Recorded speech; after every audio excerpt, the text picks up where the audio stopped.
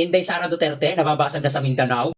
Anong gagawin niyo mga DDS? Kaya niyo pa ba na ipagtanggol si Inday Sara?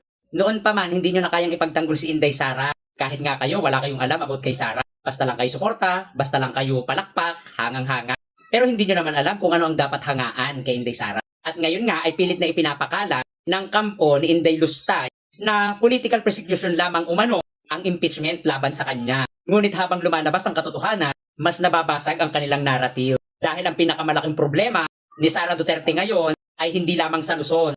Ang may gustong matuloy ang impeachment trial.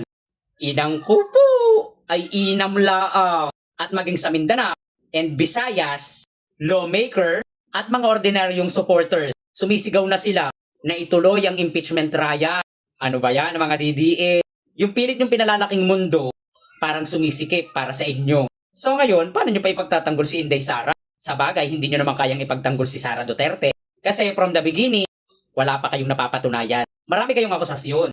Pero ni isa sa akusasyon nyo, para i-divert ang issue, ang real issue, wala kayong naipanalo. Kumbaga, nga, gano'n. Mga ordinaryong supporter ni Inday Sara ay naniniwala na ngayon na dapat ituloy ang impeachment trial. Dahil sa totoo lang, impeachment trial ang magsasabi kung sino ang tama at kung sino ang mali. At ang batayan dito ay tibay ng ebidensya, mga dokumento at witness. Hindi kayo mga DDS, huwag kayong assuming. Si Sara ang makakapagpaliwanag at makakapaglinis ng kanyang pangalan. With evidence, syempre. Hindi din pwedeng sabihin ni Sara na wala siyang alam at wala siyang ninaka. Kailangan may resibo yun.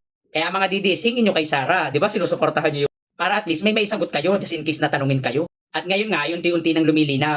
Dahil mismong sambayan ng Pilipino ang nagsasabi, kailangan ng due process, transparency, accountability, at legal na paglilinaw sa mga seryosong usapin at aligasyon. At ang masakla pa dito, hanggang ngayon si Sara, ayun, may band-aid pa rin sa bibig. Hindi niya naman may papanalo si Sara sa mga naratibong pangtanga at pangbobo.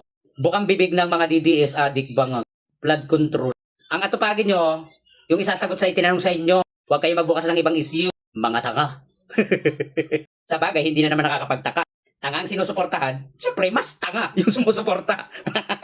Real talk.